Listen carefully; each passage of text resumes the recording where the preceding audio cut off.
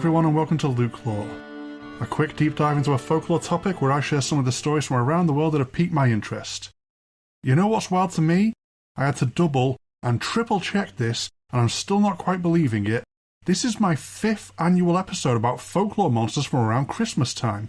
2019 was an episode simply about Krampusnacht. Then there was the Krampusnacht special that branched the concept out in 2020. 2021 was rap battles with the Christmas horse. Then 2022 was Oops, All Christmas Monsters. So yeah, this is the 5th year of Christmas monsters. And you know what's even wilder? I haven't run out of them yet. We have seasonal spirits, the occasional demon, and some out-of-control goblins this year as the Yule tidings beneath the commercial veneer wait to be unearthed once more.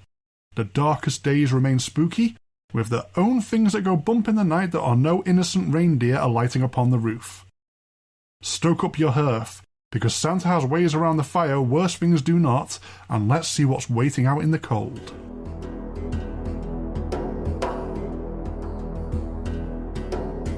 Elemental art.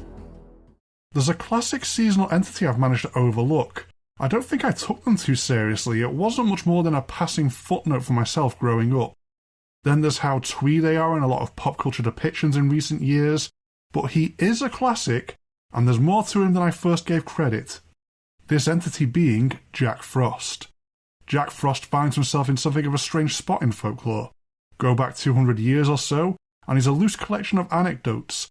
Get to the modern era, and while he's present in plenty of places across fiction, Jack Frost has fallen out of oral tradition for one simple factor. He's been defeated by double glazing. It was interesting fern-like patterns of frost on glass windows that would be attributed to Jack Frost. Children would be told these fascinating pieces of natural art crafted from tiny ice crystals are his handiwork.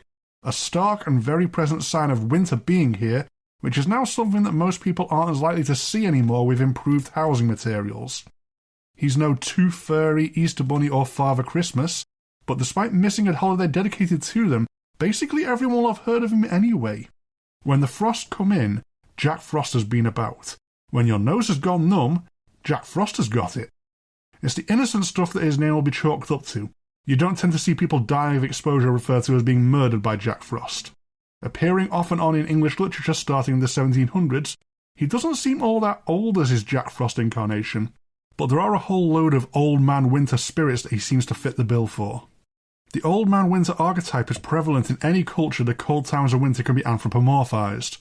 Gods such as Boreas in ancient Greece give us a bit of a deity Old Man Winter, and Beara, the Gaelic Celeach, give us an Old Woman Winter, a crone personification of the dead time of the year ahead of rebirth in spring, the final stage of the triple goddess.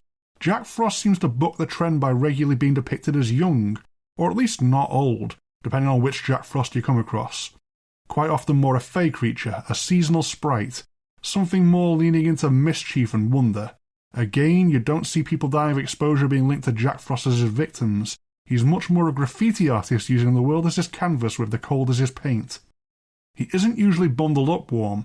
Winter is his element and he doesn't need to ward it off.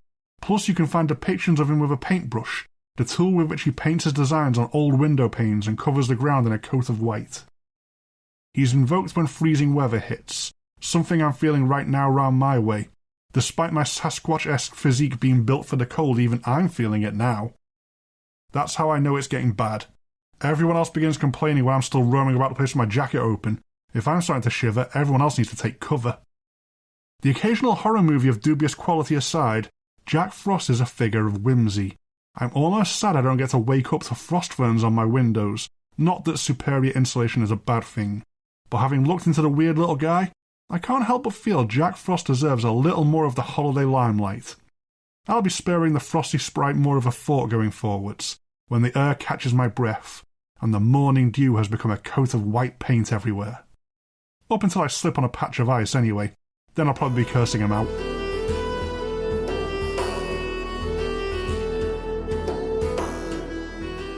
Demon Frost Wizard Santa. Some form of other of Father Christmas has always stretched across all of Europe, back before the modern era when everything got everywhere thanks to the world getting smaller. Lots of St. Nicholas variations, but also weirder pagan traditions that Christianity would gradually swallow up. the season at its darkest point generally had some form of celebration of life, and gift-giving was a ritual a fair few cultures included as a part of that. This extended into Slavic Eurasia, where winter really meant business, and that gave us what is now known in Russia, the figure known as Ded Moroz.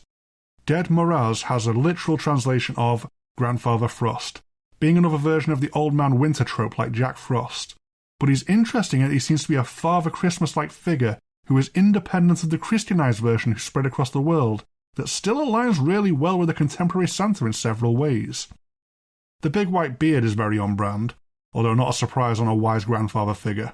The giant fur coat can look pretty familiar to St. Nicholas fans too, although Ded Moroz appears to have settled on a blue version, more aligned with a winter palette, but he can also be depicted in a red robe with a white trim that is look famously, or infamously, made popular by the Coca-Cola company, ensuring Santa as we all know him now was brand friendly. Although now I sit with pictures of Ded Moroz open, I wonder if it was more opportunistic than plotted in a boardroom, as the colour scheme for a Santa-ish figure was right there all along to replace St. Nicholas's traditional evergreens. But we're not looking at a simple colour-swapped clause here. Ded Moroz predates Christianity, a winter wizard wielding a magic staff, who was referred to as a snow demon back before being a demon had an entirely negative connotation. While being the demon snow wizard embodiment of Slavic winters is not to be a total badass, Ded Moroz also got in on the gift-giving of a pagan proto-Santa, like the shamanic, Germanic and Norse goat figures of the Yolokpuki, who I talked about on a previous year's Rap Battles with the Marilude episode of Christmas Monsters. Ded Moroz would travel across the snow-blasted north in December, probably around the winter equinox in line with similar traditions, meeting with well-mannered children to reward them with presents for being good. There was a second round of secret gift-giving too in the new year. Staying good during the holidays was a chance for double the rewards. As the tradition went even further east, the tale took on an extra twist that's not really seen anywhere else. Ded Moroz gets a helper for giving gifts and spreading cheer in the dead of winter. Not elves, or even a goat demon buddy. His granddaughter, the snow maiden, Snegurochka, joins him in similar long robes of silver blue, sometimes with a crown of snowflakes. This is interesting not just because the Santa analogue has an old mythological familial female counterpart, something unique among these midwinter myths, but where exactly she may have come from is intriguing. Snegurochka is everywhere in Russian literature throughout the 1800s, although is most likely an older figure of folklore who moved into literary traditions. She could be a snow doll who was wished into life, but sometimes is also directly the child of Ded Moroz, and another anthropomorphized season, Spring the Beauty, at which point her calling Ded Moroz grandfather is a form of address given to a father who had a child much older than usual. Snegurochka has an unfortunate habit of tragically melting in her tales, whichever origin story she got. She can meet other children who decide to leap over a fire, causing her to dissolve into vapour when she joins in, or she learns true love, and her now warm heart melts her down to nothingness. When getting too close to warm-blooded mortals, she is ephemeral and slips away. When she's with her grandfather, she fares better, keeping humans at a friendly distance but participating in the gift-giving. Ded Moroz and Snegurochka have had a rocky recent history in their homelands. Christianity tried to subsume Ded Moroz into being an avatar of St. Nicholas at intervals, and the Russian Revolution leading to a rejection of Christianity along with wider ideas of religion nearly got him erased from the other direction. Both figures managed to hang in there thanks to their association with New Year, as well as from people cherishing the stories they grew up with, even if a state-mandated ban is attempted. As the USSR gave way to the Russian Federation, and a return of state religion in the country, Ded Moroz and his granddaughter have had a revival. The colour of Grandfather Winter's warm wizardly robes will vary as he gets either mixed up with the Western Father Christmas, or else gets his icy blue robes as a push back against the invading mythology. But people will dress up as him, or Snegurochka, around Christmas and New Year, as well as there being festive decorations of the two being wildly available. The harsher winters do seem to have given the world a cooler version of Santa though. I mean, come on. Snow Demon Wizard and his Snow Golem granddaughter. That's just awesome. Before our next section, quick ad break. A mix of naughty and nice. There are 3 European Santa-adjacent, mostly human figures I haven't covered as yet, and I thought I'd roll them into one section to box them off before we got to the Christmas goblins. One from Germany, one from France, and an awkward one from the Netherlands. Now, the regions in and around modern-day Germany are pretty Christmas creature dense. We're crossing over with both Krampus and Frau Perkte in places. This unusual figure is called Belsnickel, which I can confirm to fans of the US version of the TV show The Office actually is a real figure of folklore. He's one of a subset of companions for St. Nicholas in regional legends, but he doesn't travel directly with him as part of the gift-giving. There's some gender weirdness going on with Belsnickel, as he can be referred to as the Christmas woman, while also remaining masculine in nature, something reflected in the women's clothes he wears. He will generally have a grotesque mask and a long tongue, giving him a bit of a Krampus vibe. Belsnickel will turn up a few weeks early to check up on children ahead of a visit following up on the nice list. He would begin by tapping on the windows with a switch he carried, before coming into the household. Children would be asked questions, or demanded to give a certain song. Passing these tests will result in sweets and nuts being scattered on the floor, but this itself was a final test. If the children were too quick, greedy, or ill-mannered going for the treats, they may end up with a smack off of Belsnickel's switch. I think they still got to keep the treats even if they failed though, which was nice. This was all part of a Christmas vetting process ahead of Santa coming to town, an extra bonus for the good children, and a last chance to get the act together for the bad. The focus of Belsnickel does seem to be in the vetting of the naughty children more than confirmation of the nice. He's a figure of folklore that leans into the negative. Coming from the North German Palatinate region, immigrants brought Belsnickel with them to Pennsylvania, where he was popular throughout the 1800s. He seems to die off somewhat in the 20th century, which the more I read up, the more it seems to be a century of traditions being killed off. But modern revivals are reclaiming Belsnickel.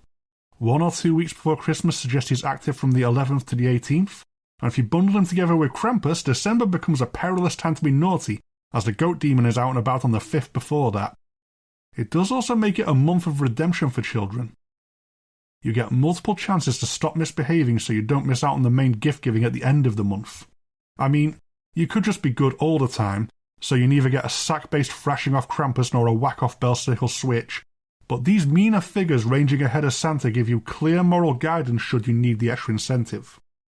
Over in France, there is a similar counterpart again in Père Fouettard.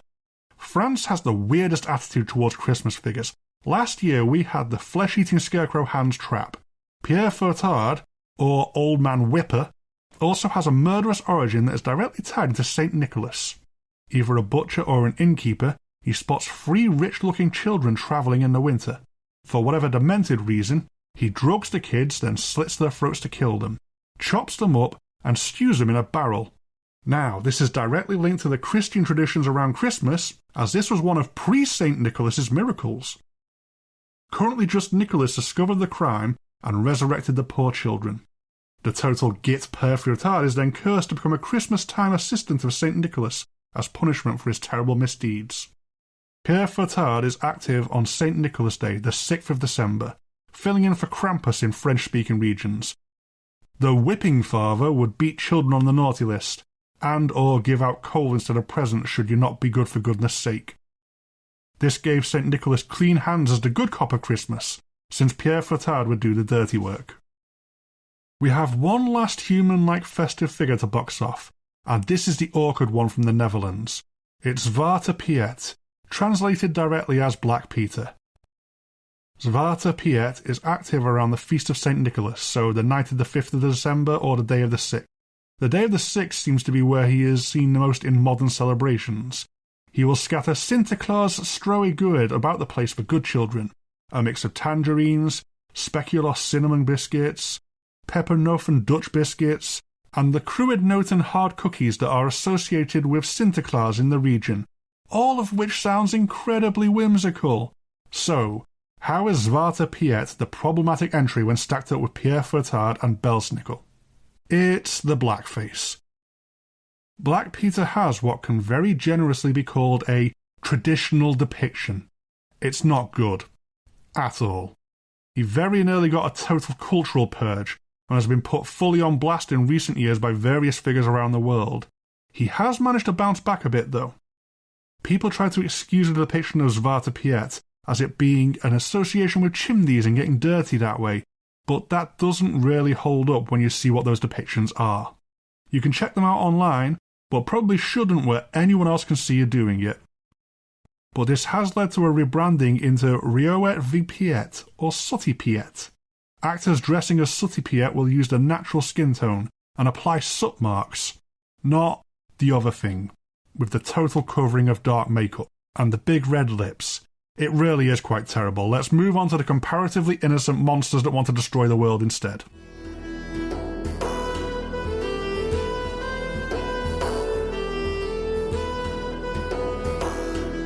Christmas goblins. Okay, these little monsters are pretty interesting. Spanning Greece, Turkey, Serbia, and a grab bag of other Asia Minor countries, we have the Kalikantzaros. These are underground dwelling monsters, usually small, though with the occasional giant one thrown in the mix, who cannot come out in the sunlight.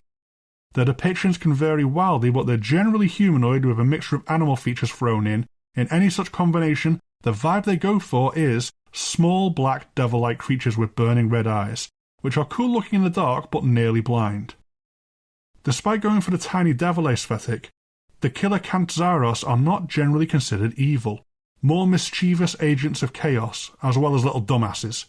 Most of the year round they're happy to get on with their job on the ground, eating bugs and trying to saw through the trunk of the tree that holds up the earth, collapsing it and the earth above, which will be directly on top of them should they ever succeed.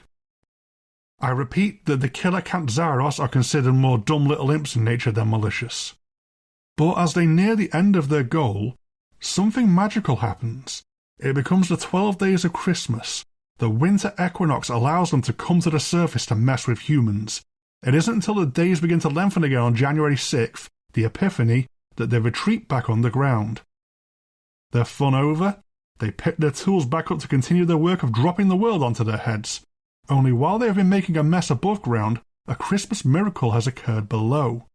The world tree has healed itself, while the Kalikantzaros have had their holiday fun of annoying humans. This way the earth stays in balance, and the Christmas goblins only have a short window to make nuisances of themselves in the human realm. They mostly just want to wreck stuff when they're free to roam the world above them, but they do seem to really enjoy messing with people directly. This is especially present in the Serbian versions of the folklore, where the little buggers are a bit more demonic, yet their focus is on tormenting the sinful. Known as Karakdon Zula in this region, they have a favourite victim, anyone attempting to commit adultery at Christmas. They would sit on the doorframes of houses with an adulterer intending to sneak out on their family to either cheat or visit a prostitute, at which point they would dive on their heads to claw, scratch, and beat with a stick to drive the unwisely horny offender into the forest, where they would ride them around until daybreak when the goblin would have to retreat back on the ground. This is something the creatures would be known to do to anyone they catch roaming about the night, but adulterers got actively sorted out for the treatment. Not quite the tumble they were expecting that night, as a hollering Christmas goblin lands on their head to play sinner jockey. As they go on their mischief rampages, they can be distracted in a few ways. They're pretty bad at counting, but are easily lured into attempting it anyway. One way of doing so is to leave a colander out on your back step, which will then leave them attempting to count all the holes until dawn when they'll have to flee the sunlight. Their attempts at counting can be further confounded in some variations of their folklore, in which they cannot count above the number 2, as 3 is a holy number, and if they should ever count to it, they would explode. Bless their dumb, mischievous hearts that they would still give every hole on a colander a go, when they have to stop at 2 every time, but give it a try anyway. They also like lukamades, a kind of syrup-filled donut, as well as any sausages going spur. Throwing them onto your roof as a distraction will set them off looking for someone else to bother since you fed them treats. In some traditions, you need to accompany the festive food yeeting with a special song. Plus, you're just moving the problem along this way, and potentially causing goblin rage when they move onto a house that doesn't feed them. Being extremely Christmas-themed, their favourite point of ingress to trash a house is via the chimney. You can keep them at bay by keeping a fire burning overnight, so in this way places that observe a Yule log to keep burning for 12 days get bonus Kalikantzaros proofing. You can also burn old shoes to drive them away with the smell, burn incense for a more pleasant smelling alternative ward, and you can also use ash from the fireplace to draw a black cross on your doors as a deterrent at Christmas Eve, when the little mayhem merchants will be at the most active. Legends hold that any child born on one of the 12 days of Christmas is in danger of transforming into a new Kalikantzaros at Christmas time, so watch out for Christmas babies. They may be goblins waiting to happen. You can purify a baby with special clothing mixing garlic and or straw, or when they're older, you can singe a child's toenails to ward off the transformation. LukeLore does not condone the singeing of any part of a child, even if they are really annoying around the holidays, so the one-time baby purification is recommended if you're really worried about offspring going literal goblin mode. Just having a happy home at the holidays plus taking care should you go out at night seems to be enough to ward off the Christmas goblins, although if you do spot the little monsters out on the holiday warpath, breaking out the countable kitchenware and sparing some pigs in blankets as roof distractions may be wise. The difference between getting your house trashed out of mischief or malice is pretty moot if the Calicant Zaros pile down your chimney.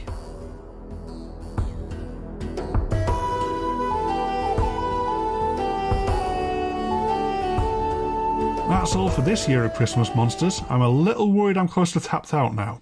I've got a whole year to try and find more though, so I hope to pull it off yet. There's definitely a benevolent Christmas giant I haven't done.